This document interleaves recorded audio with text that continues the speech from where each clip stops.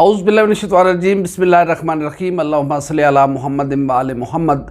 लाखों दरूद व सलाम मोहम्मद वाले मोहम्मद की ज़ात पर। नाज़रीन, शायद ही कभी आपने अपनी ज़िंदगी में रियासत को किसी जत्थे के सामने सरेंडर करते हुए देखा हो, और जब रियासत किसी मुसल्लह जत्थे के सामने, पुरतशद्दुद और शिद्दत पसंद जत्थे के सामने सरेंडर करती है, तो फिर उस फतह का जश्न वो जत्था कैसे मनाता है, उसके लिए पहले हम आपको एक छोटी सी वीडियो दिखाते हैं, फिर इस पे हम खुलकर बात करते हैं।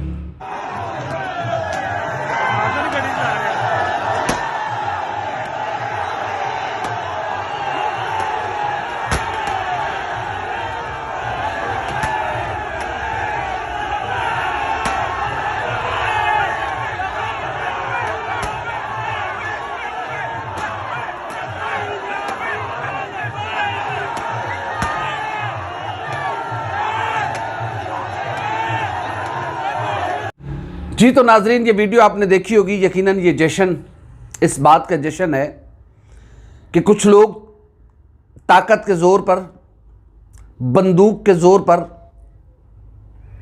और लोगों को मज़हब के नाम पर ब्लैकमेल करके अपने मुतालबात मनवाने में कामयाब रहे हैं, और उस कामयाबी की खुशी में ये जश्न मनाया जा रहा है, ये पटाखे फोड़े जा रहे हैं, ये चरागा किया जा रहा है, और ये बावर कराया जा रहा है कि अगर उनकी तर्ज का एहतजाजी रास्ता इख्तियार किया जाए तो कोई भी मुसल्लह जत्था रियासत से अपनी बात मनवा सकता है। अब शायद हमारी बात किसी को बुरी लगे या अच्छी लगे, वो उसकी मर्ज़ी है, लेकिन हक़ को हक़ कहना ही दरअसल इश्क़ मुस्तफ़ा है। हक़ पे खड़े रहना ही मोहब्बत रसूल सल्लल्लाहु अलैहि वसल्लम है, और तलवार की धार पे हक़ बात कहना ही इश्क़ सरवर कौनैन सल्लल्लाहु अलैहि वसल्लम है। तो वो हम हर हाल में कहेंगे, और कहना भी चाहिए, ये हमारे ईमान का हिस्सा है, क्योंकि जनाब रसूल सकलैन सल्लल्लाहु अलैहि वसल्लम का फरमान है कि जब तक वो शख्स मोमिन नहीं हो सकता जब तक उसके हाथ, उसकी ज़ुबान से कोई दूसरा मोमिन महफूज ना रहे। और दूसरी हदीस है, ईमान के 3 दर्जे हैं। सबसे अफजल दर्जा है कि जब बुराई को देखो तो उसको हाथ से रोकने की कोशिश करो।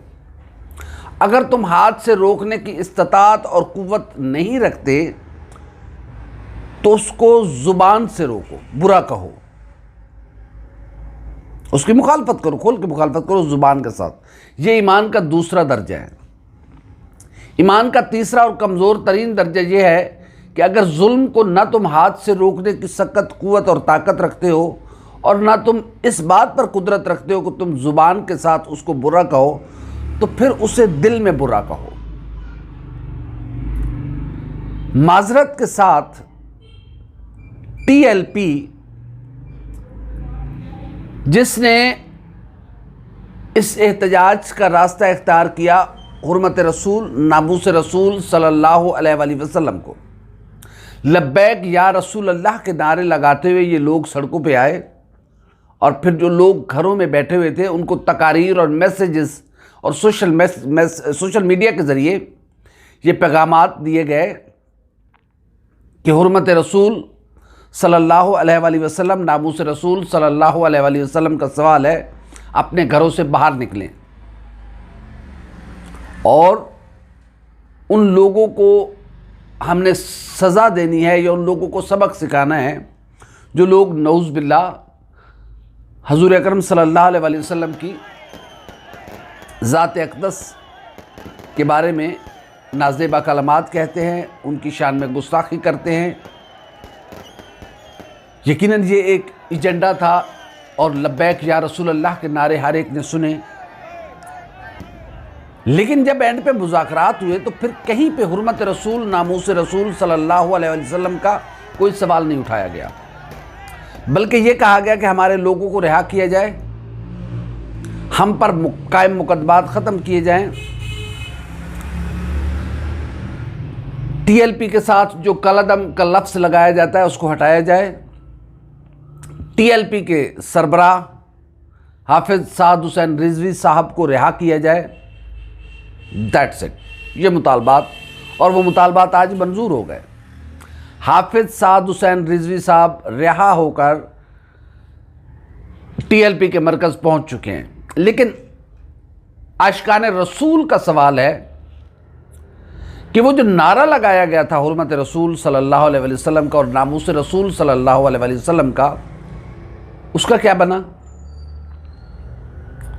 क्या उस मुकद्दस पाक नाम की आड़ में मज़मूम सियासी मकासद हासिल करना मकसूद था?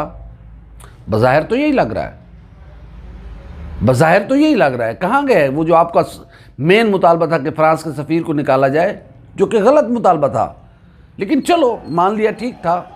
लेकिन उस मुतालबे का क्या हुआ? क्या फ्रांस के सफ़ीर को निकाल दिया गया है? क्या फ्रांस ने माफ़ी मांगी है? क्या हुआ क्या है?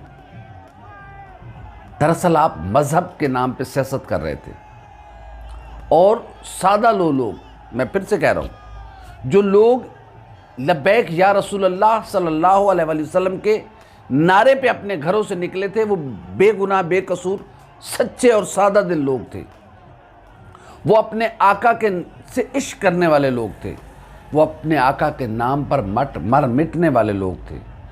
लेकिन अफसोस कि उनको इतना शऊर नहीं दिया गया, उनको आका की तालीमात से आगाही नहीं किया गया कि हमारे आका दामदार सल्लल्लाहु अलैहि वसल्लम रहमतुल्लिल आलमीन हैं। जहाँ तक खुदा की खुदाई है वहाँ तक हमारे नबी की रहमत है। तो हम उस मुबारक मुकद्दस पाक को पाकीज़ा हस्ती के नाम पर लोगों को तशद्दुद का निशाना बना रहे हैं। तो बड़ा घाटे का सौदा किया है टीएलपी ने। टीएलपी के साथ वाबस्ता वो लोग जो साहिब इल्म हैं, जो मेरी तरह के अनपढ़ लोग हैं, जिनको नहीं इतना शऊर नहीं है, इतना इल्म नहीं है, उन्हें सीरतुन नबी सल्लल्लाहु अलैहि वसल्लम उन तक हकीकी मायनों में पहुंचाई नहीं गई, न मेहराब से न मेंबर से पहुंचाई नहीं गई कि हमारे आका की तालीमात क्या हैं। अगर वो पहुंचाई जाती तो कोई लब्बैक या रसूल अल्लाह का नारा लगाकर किसी को पे पत्थर ना फेंकता, किसी को तकलीफ़ ना पहुंचाता, किसी को तशद्दुद का निशाना ना बनाता। तो बड़ा घाटे का सौदा किया है टीएलपी के साहिब इल्म लोगों ने। जो बेचारे सादा लोग हैं, अल्लाह उन पर रहम करे, वो तो अपने नबी के इश्क में गए थे। अल्लाह उन्हें भी हिदायत अदा करे और हम सबको तौफीक दे कि हम अपने आका की तालीमात, अपने आका के उसवा हसना पर अमल पैरा होकर अपनी ज़िंदगी को गुजारें। दूसरा सवाल मेरा रियासत से है कि क्या रियासत ने एक मिथ बना दी है कि जो जत्था, जो गिरोह बंदूकें लेकर, मुसल्ला होकर, पत्थर लेकर निकलेगा, रियासत तो उसकी सारी बातें मान लेगी। टीएलपी के साथ ये हुआ। लेकिन वो 8 या 6 पुलिस वाले जो बेगुनाह शहीद कर दिए गए, उनका खून किसके साथ है? इसको जंगे सफीन ना बनाया जाए कि दोनों तरफ के लोग शहीद हैं। वो भी अल-हक़ मा अली व अलीयुन मा अल-हक़, ये रसूल सकलैन सल्लल्लाहु अलैहि वसल्लम की हदीस है। उस पर लंबी बात हम नहीं करना चाहते, सब लोग जानते हैं। लेकिन हम इस बात पे रहना चाहते हैं कि रियासत ने उन 8 या 6 बेगुनाह पुलिस अहलकारों के खून का क्या किया है? वो खून किसके सर है? वो जो गुलाम रसूल सो कार्ड मजहबी लोगों के हाथों शहीद हो गया, उसके मासूम बच्चा किससे अपना हक मांगे? वो कहां से इंसाफ ले? क्या रियासत इन 8 बेगुनाह पुलिस एहलकारों के खून का सौदा कर चुकी है? उनके कातिल कौन है? कहां हैं उनके कातिल? ये क्या इमरान खान साहब, ये कैसी रियासत मदीना है जो जत्थों के सामने सरेंडर कर लेती है, जो रियासती अहलकारों की, जो रियासत की वर्दी पहनकर अपना फर्ज निभा रहे थे, जिनको कत्ल कर दिया गया, रियासत उन कातलों से सुलह कर लेती है, रियासत उन कातलों को फैसिलिटेट करती है, रियासत उन कातलों पर कायम मुकदमात वापस लेती है। और आज उस गिरोह के लोग रियासत की बेबसी का यूं जश्न मना रहे हैं। ये पटाखे, ये चरागां, ये बरकी कुमकुमे, ये दरअसल रियासत की शिकस्त का जश्न है। खुदा के वास्ते इस तरह की पिक एंड चूज ना की जाए। कौन है जो रियासत की जड़ों को हिला के रख रहा है, ऐसा ना किया जाए। कल कोई और उठेगा, मुसल्ला गिरोह उठेगा, वो अपनी बात मनवाएगा। परसों कोई और उठेगा, वो अपनी बात मनवाएगा। तरसों कोई और उठेगा, वो अपना एक नया मुतालबा रियासत के सामने रखेगा। फिर रियासत सबके सामने सरेंडर करती जाएगी। तो इख्तिताम कहाँ पे होगा? किसी को ये बात बुरी लगे या अच्छी लगे, ये बात कहने पे मजबूर इसलिए हैं कि शहीद आज़म इमाम हुसैन अलैहिस्सलाम का फरमान है कि वतन से मोहब्बत ईमान की ऐन निशानी है। इस मुल्क से मोहब्बत, इस मट्टी से मोहब्बत हमारे ईमान का तकाजा है। क्योंकि इमाम हुसैन अलैहिस्सलाम का फरमान है कि वतन से मोहब्बत ईमान की ऐन निशानी है। वतन माँ के बराबर होता है, धरती माँ के बराबर होती है। खुदारा ऐसी मिसालें कायम ना की जाएं कि कल कोई भी उठ के खड़ा होकर, कोई भी नारा लगाकर किसी भी मुकद्दस नाम के बदले में लोगों को ब्लैकमेल करे।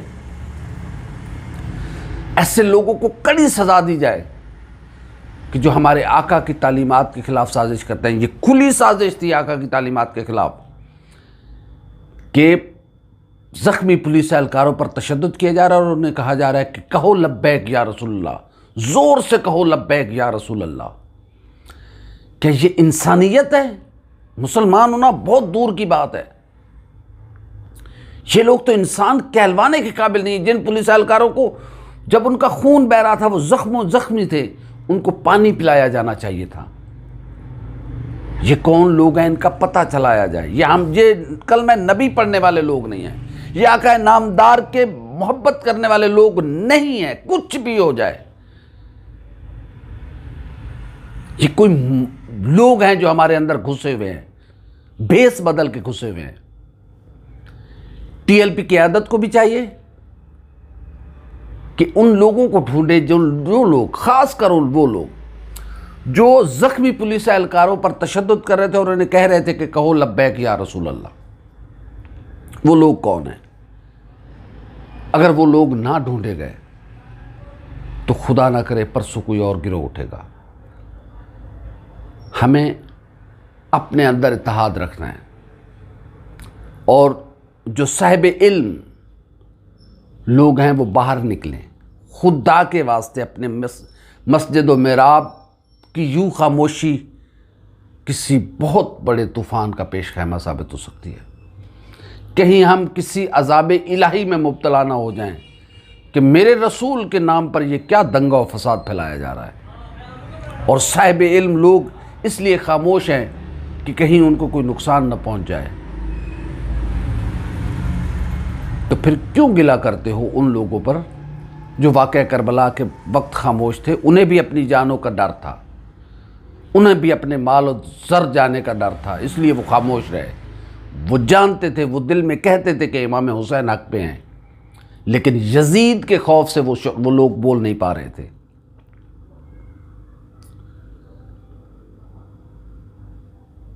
खुदा के वास्ते आइन और कानून को मुकद्दम रखा जाए, आइन और कानून का एहतराम किया जाए और यूँ मज़हब को इतना सस्ता ना बेचा जाए कि किसी की रिहाई पे, किसी के मुकदमात वापस लेने पे, किसी के नाम के साथ कलदम हटाने पे आप वो हस्तियों के नाम इस्तेमाल करें जिन हस्तियों ने क़यामत के दिन हमारी शिफात करनी है। उम्मीद है कि रियासत अपनी रिट कायम करेगी, कोई भी हो। जो मज़हब का नाम इस्तेमाल करना चाहे उसको रोका जाए, जो आइन के ख़िलाफ़ कदम उठाना चाहे उसको आइनी हाथों से रोका जाए, और रियासत अपनी रेट हर सूरत में कायम रखे। वरना डर है कि जत्थे बारी बारी उठना शुरू हो जाएंगे, एक दूसरे की देखा देखी में उठना शुरू हो जाएंगे। कुछ आवाज़ें आई भी थी, वो दब गई हैं, वो दबवाई गई हैं, वो दबी हैं, क्या मामला है। लेकिन खुदा के वास्ते ये मुल्क इंतहाई खूबसूरत मुल्क है, ये जन्नत है। पूछे ना आप उन लोगों से जिन्हें आज़ादी नहीं है। आप पूछे इंडिया के मुसलमानों से कि जिनकी न इज़्ज़तें महफूज हैं, न घर महफूज हैं, न माल, न औलाद, न वो खुल के अपनी इबादत कर सकते हैं। हमें रब्बे कायनात का करोड़ हा एहसान और शुक्र अदा करना चाहिए कि रब्बे काबा ने हमें ऐसे मुल्क से नवाजा है, ऐसी धरती, ऐसी रियासत से नवाजा है जहाँ खुलकर हम अपने अकायद के मुताबिक अपनी इबादत कर सकते हैं। इस मुल्क की कदर की जाए, अपने छोटे छोटे मफादात के लिए इस मुल्क के मफादात को ज़िबा ना किया जाए। कुर्बान करना लफ्ज़ छोटा है, ज़िबा ना किया जाए। उम्मीद है हर कोई अपनी अपनी ज़िम्मेदारी अदा करेगा। ये मुल्क सुबह क़यामत तक कायम व दायम रहेगा, क्योंकि ये ला इलाहा इल्लल्लाह मुहम्मद रसूलुल्लाह सल्लल्लाहु अलैहि वसल्लम के नाम पर हासिल किया गया मुल्क है। इसको कोई नुकसान न पहुँच, अंदरूनी कुव्वत कोई पहुंचा सकती है, न बैरूनी कुव्वत कोई पहुंचा सकती है। जो भी उठेगा वो अपने इरादों में नामुराद साबित होगा इंशाअल्लाह। इस धरती पे अल्लाह रब्बुल इज़्ज़त का करम, जनाब रसूल सकलैन सल्लल्लाहु अलैहि वसल्लम की नज़र करम और औलाद रसूल सल्लल्लाहु अलैहि वसल्लम की ख़ास छाँव है। हमें अपने अपने दायरे में रहकर अपना रोल प्ले करना है, हक़ को हक़ कहना है, गलत को गलत कहना है। उम्मीद है हमारी वीडियो आपको अच्छी लगी होगी। अगर अच्छी लगी है तो लाइक करें, कमेंट करके हमारा हौसला बढ़ाएं, सब्सक्राइब करें ताकि अंदर जो भी हमारी वीडियो है वो सबसे पहले आप तक पहुंचे। अल्लाह हाफ़िज़ नासिर।